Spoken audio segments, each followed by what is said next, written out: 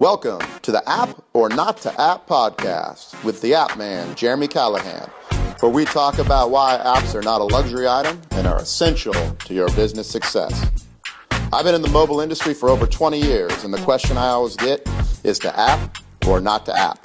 Definitely, you must app. Mobile apps can help your business reduce costs, increase leads, and reduce manpower. An app is not a luxury item, it's a necessity. So let's get started making you money.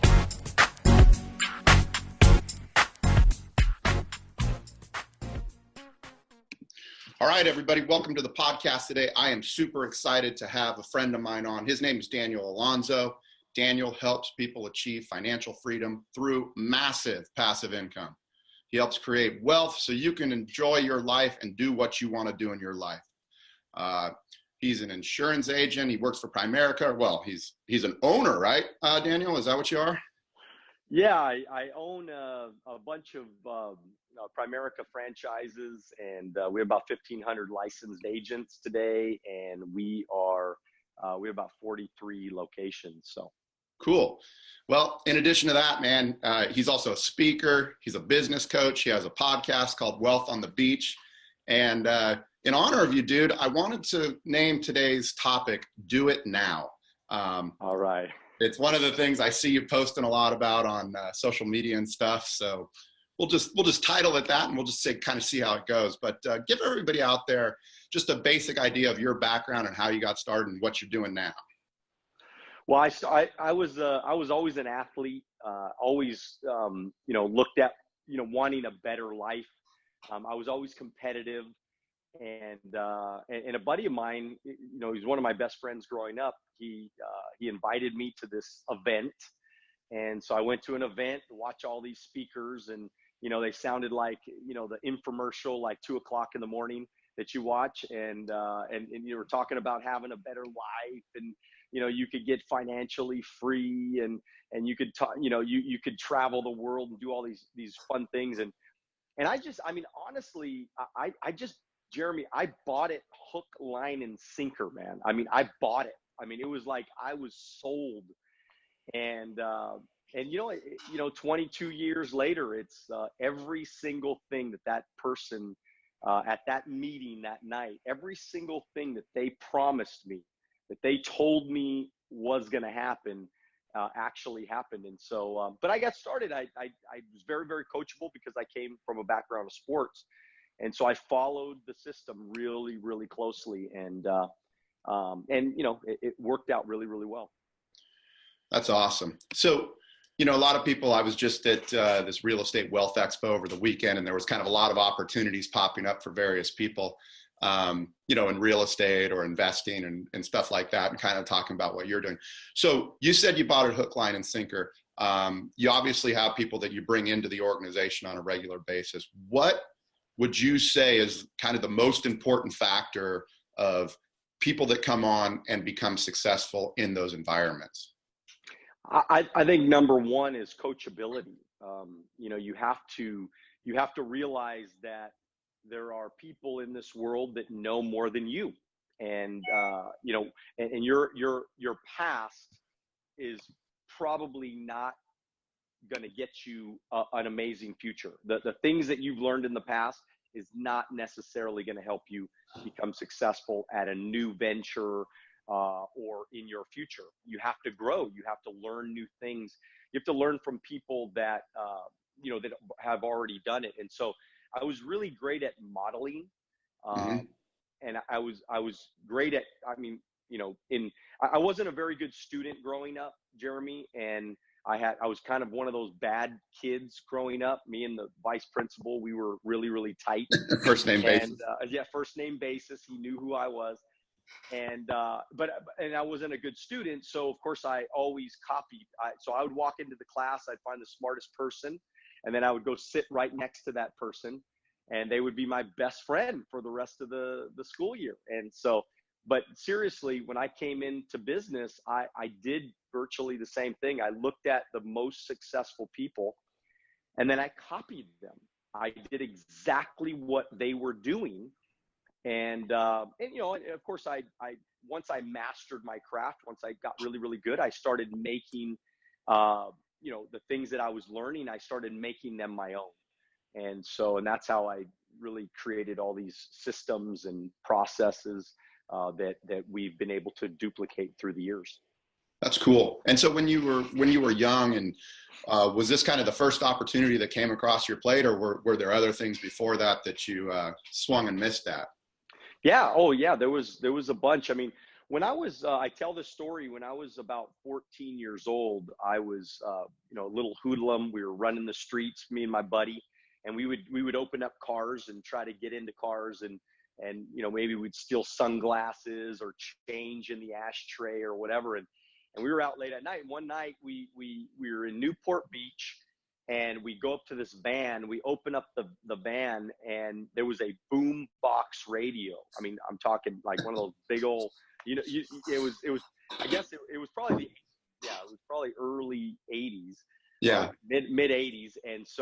And we open up and we get this boombox radio, and has a tape cassette. So we run, we get back to his mom's house, and the tape was by Jack Canfield.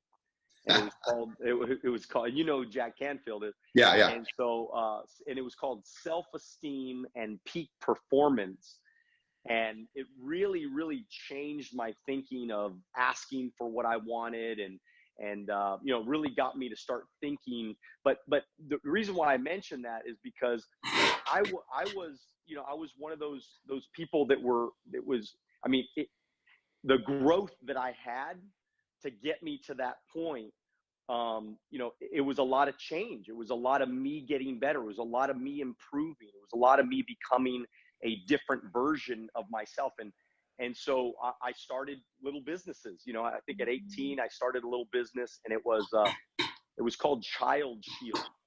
And it was like if your child got lost, yeah, then this company would spring into action, and they would go try to save your child. They would put out flyers and ads and TV spots and try to get, well, of course, the company never lasted. And of course, either did I. So I failed at that. Somebody tried to get me into another type of multi-level business. I think it was, it was Amway or something. I think it was Amway. And somebody tried to get me in that. And I had kind of, played around with the thought of that, but I never really got started. I just, and then, it was just a buddy of mine recruited me into where I'm at right now. So yeah, I mean, I swung and missed lots and lots of times before we ended up winning. Yeah, right. But you kept trying, right? Like you never stopped. And yeah. So it's interesting because I know, some of my friends on social media that I grew up with, one of them does that Reardon Fields, and and you see these people that have a lot of success in that. What do you think, as far as you kind of touched on it a little bit? That's a funny story, by the way, with the Jack Canfield tape coming to you like that. What do you think is the importance in investing in yourself? Oh, I think it's everything, because I also say this all the time, is you only know what you know because of what you know. You know? And so so for me, I only knew maybe people that were struggling. I only knew people that didn't have enough. I wasn't raised in a wealthy environment. I had great parents, but my parents were divorced when I was younger. I have a real dad, and I have a stepdad, and I've gotten to learn things from both of them. But the truth is none of them were business owners, and none of them were wealthy. And so I had to look at, if that's the life that I wanted, Jeremy, then I had to look at learning from other people that had the things that I wanted. No disrespect to my parents, no disrespect to anybody in my family, but the truth is they were not going to take me to that next level in my life. And so I think that's a challenge for a lot of people, because you do respect your parents, and you do respect your friends, and you do respect your relatives. And you feel like if you don't take their advice, you feel like you're disrespecting them. But the truth is that they're just not probably going to take you to that next level if that's not where they're at in their life. So, Yeah. Yeah. So let me talk up to you then about a specific question, and something I think that I deal with, and I bet you do as well. So if you grow up in an environment where your parents have worked their whole life and they're, going to get the pension or whatever, and then you're expected, that's kind of what right, growing up. Yeah. Do you or did you personally struggle with like, hey, I should go out and get a job and just be a corporate guy or a firefighter or something like that, and kind of have the paying job versus every day I'm going to try to make my own business? Did you struggle with that? Do you still, or?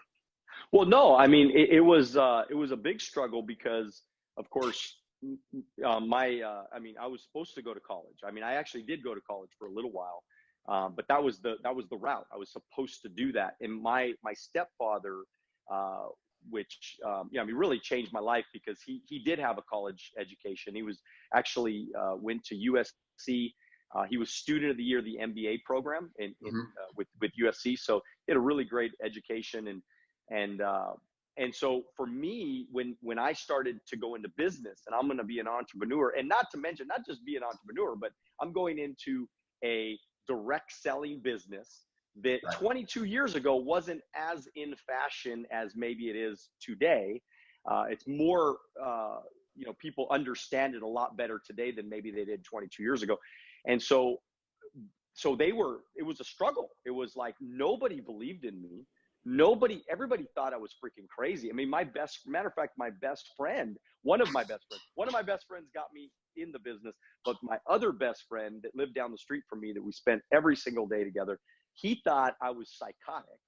He thought I was nuts. His parents, his dad worked for JPL. His mom worked for Countrywide Mortgage.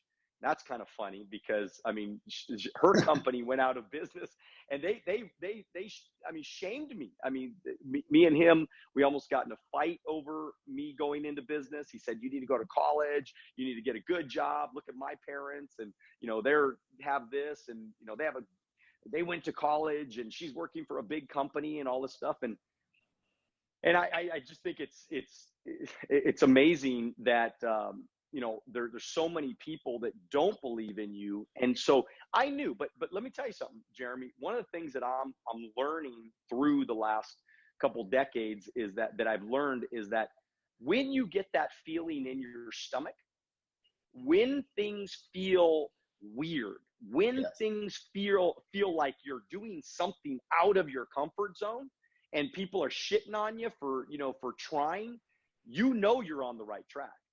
I mean, you're on the right track. And so you just don't even know how great your life can be. And for some of your listeners out there, they don't even know how great their life can be if they would just get out of their freaking own way and stop analyzing the shit that goes on in their in their heads, and get over it, and just kind of and just get moving in the right direction. But again, if you have a good coach, and this is why I think I've been able to coach people so well through the years, is because I had good coaches, I had good mentors, I had people guiding me along the way. And so I believe, a good coach can take you places that you don't even know that you can go. Well, I mean, you said a lot there. And again, the topic is do it now. You know what I mean? And like, that's kind of, you got to take action. That whole thing you were saying about if you feel something in your gut and you continue to feel it, it's not just indigestion. It's not about it. Like, there's a reason you continue to feel it, and you got to take some action and do it. And I think the second part about finding a good mentor, finding a good coach is the most important thing. And it doesn't matter if you have a corporate job, if you're if you're on your own or whatever, who are you going to model? If there's no one in your immediate environment to model, you probably need to find a new environment or get outside of it. Hey, I know you talk a lot about relations and building relationships and stuff like that. So let's just talk. I got a few questions around that. First of all, just tell me your thoughts on the importance of relationships in business. Well, I mean, the relationships, I mean, to me, are everything. Those are the connections that you're building. When I recruit somebody in my business and I build a relationship with them, they're family to me. It's not, we are not a, people are not a number to me. People are family. People are relationships. People are, I mean, look, I'm a pretty loyal guy. I mean, I'm very, very loyal. I mean, I like to help my friends. I mean, if I can help them, I help them. I've always came through. I've spoke all over the country, Jeremy. I mean, literally all over the country, probably 30 out of 50 states I've traveled to just to help out a fellow person in business. And let me just say this. I never got paid one time for those events. Yeah. Never, not one time. So I've traveled all over. And so these are people that I could call them up and go, I could sleep on their couch. I could sleep on, a lot of couches across the country. And those are people that they have my back. We have an event that we're putting together right now on January 19th. So if any of your listeners are in Ontario, California, if they're around Ontario, California in January, on January 19th, we're going to bring together some of the best and brightest. We got, so far, we got Tim Story is going to be there. We got Sharon Lecter is going to be there. We have Matt Monero is going to be there. We have some of the most incredible people coming, and we're just adding people like crazy. I don't know. I mean, we might have, 10 or 20 people by the time we're done here. I'm actually bringing some people out from Las Vegas. So anyways, we're going to have several thousand people there. But the other day when we were starting to talk about the event, when we were starting to, we haven't completely launched it yet, but as I was just kind of feeling things out, I was making calls, and it was unbelievable how many people. I mean, we're going to have people from Vegas. We're going to have people from Canada. We're going to have people from up north in California. We're going to have people, from San Francisco and those areas. But the reason why I mention that is I have all these relationships through the years that I've invested into those people. So when I need something, they're going to come through for me. And right. that's the importance of relationships, is that you can't ever think about what am I going to get from this person today. It doesn't matter. It doesn't matter what you're going to get out of the person today. It's the fact that you do good things for other people. Eventually it's coming back to you. You don't know when it's coming back. And I think people are so short-sighted. They're so, it's always about today. Give me something today, but they forget that the best relationships are the ones that are formed over long periods of time. And of course, I got your back, man. You got my back. I got your back. We can help each other. Let's go do something great. And so I think relationships are everything, man. I love it, man. And I really like that, how openly and freely you're willing to give to people and give back to people and help the people that you know. And I will say that, for everyone out there listening, that, sometimes we think in our minds that people don't want to help. Trust me, people want to help you. People want to give back. And especially the people at the top, they struggle to get there. And it's pretty inspiring when somebody comes up to you and they say, well, I want to be successful and I want to make a lot of money. Like, I like hearing that. I'm like, I want to help this person. And I was watching one of your YouTube videos and you were saying, you gotta get with millionaires and be with millionaires. And how do you get and hang out with millionaires? How do you go about doing that? Like, just say you're just a regular guy and you're like, yeah, you have a good idea. What are some good ways to I guess network up would be the question. Right. Well, I think one way, just a thought here, but I have my Wealth on the Beach Club. That's a great little first starting, way to connect with me and to be in my environment and in my space. I think we have 25 or 30 people right now that every Wednesday, matter of fact, today I'm going to be doing a Wealth on the Beach Club. I do a half an hour lesson. I do another half an hour on Q&A. So we're having conversations. People are asking their questions. They're wanting to get better. They're learning new things. And so that's one way is, when I first got into business, the first thing I did was I found the most successful person that I knew in my family, and she was in real estate, and her name was Marty. And I met her at like 11:30 at night at some little restaurant, and I picked her brain, and I, asked her, and remember, millionaires want to help people. Right. I mean, don't ever underestimate that fact, because when people ask for help, I usually help. I mean, now in today's world with social media, I do my best. The reason why I developed Wealth on the Beach Club is because I can't answer 30 questions a day. It's not humanly possible for me to do that. So Wealth on the Beach allows me to spend time with a certain amount of people that are willing to kind of put their little bit of skin in the game. And it's not a lot of skin in the game, but just a little Right. bit of skin in the game. And to say, hey, look, I want to spend time with this guy. I want to get to know him. I want to learn from him. I want to get some insight from him. And so yeah, I mean, I just think that to me is the first step in how you start to build these relationships. The second thing that you might want to think about is being a part of an organization that has millionaires inside of it. Kind of like my business, we have a lot of millionaires in my company. So if you're a part of my company, you kind of just automatically get connected to those people, and a lot of people that can help you. Well, that's great. And I mean, that's great advice. And kind of to pile on to it with what you're doing in January, what was it, the 19th or the January 19th? Yep. Is that a 2-day event, or is that just a 1-dayer? It's actually just a 1-day, full-on 9 to 5, 9 to 6 o'clock at night event, and it's going to be nonstop information, challenges, fun, and also just massive amounts of networking. I mean, there's going to be several thousand people there. Lots of networking. And I mean, that's great advice. Join a group, like a Facebook group, like what you're talking about, where you can actually get some real coaching advice, something that you're invested in. Go to a live event. And by the way, if you're looking go to this event, because Tim Story is going to be there. That dude's worth the price of admission on his own right there. Right. That'll really get you inspired, and you'll be around people that are more like you. So I'm going to start kind of wrapping up, but kind of what are you moving forward in the next, where are you going in the next 6 months, year? What's kind of your main focus right now?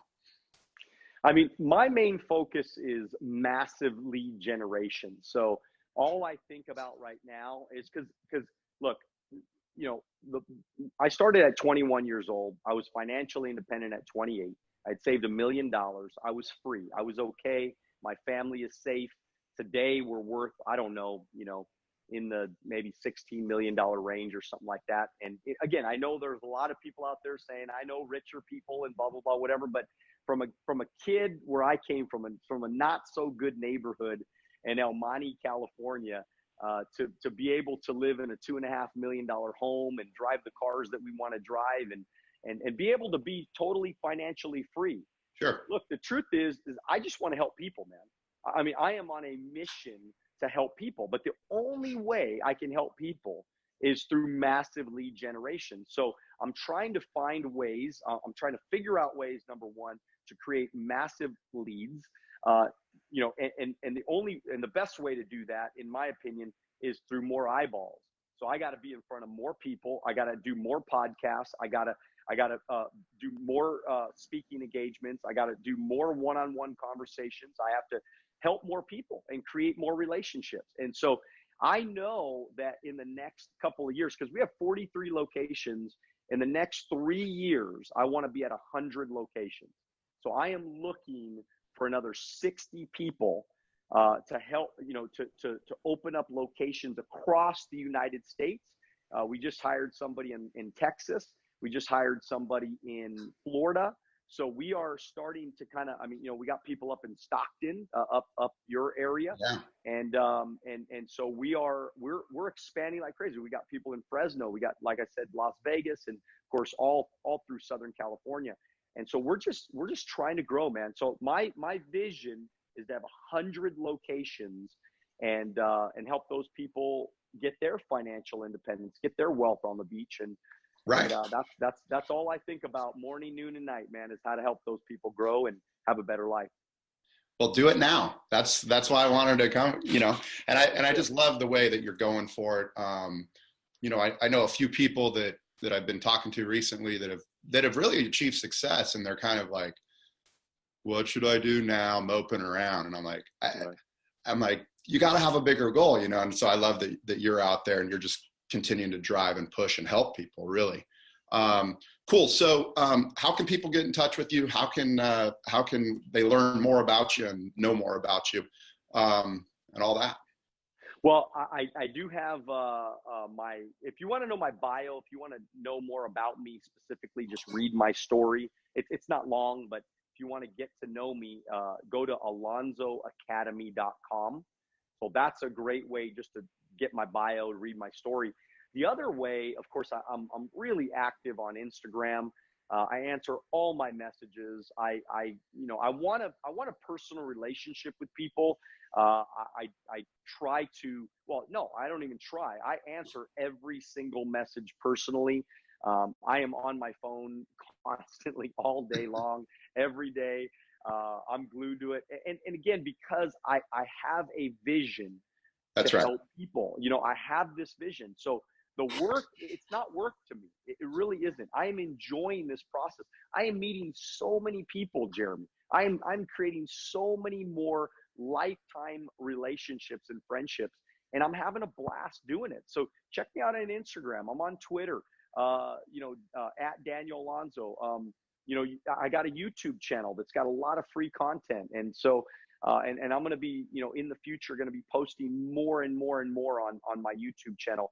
And, but of course, man, just send me a DM. If you have a question for me, if there's something that you want to know about me or learn about me, or, hey, you might be interested in going into financial services. So some of your viewers might be saying, hey, look, I want to go into business with that guy. I want to be in, help people with investments, help people retire, get financially independent and make sure their families are properly protected, whatever, right? If that's something that you might be interested in, contact me. Let's talk, man. Let's have a conversation and let's see where it goes.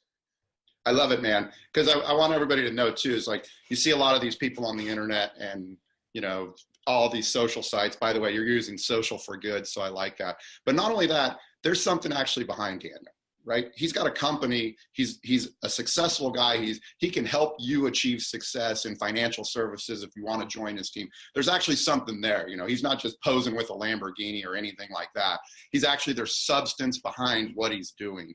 And that's why I wanted to have you on the podcast and get you out to people today, just so they could learn more about you and bring value to my listeners and everybody else. And I love that you always do that. So I really appreciate you being on the podcast today. Always great to talk to you. And just thanks again. You got it, man. You're the best, Jeremy. Appreciate you, buddy. Have a great day and do it now. All right, man. Do it now. Exactly. Everybody do it now. Thanks, Daniel.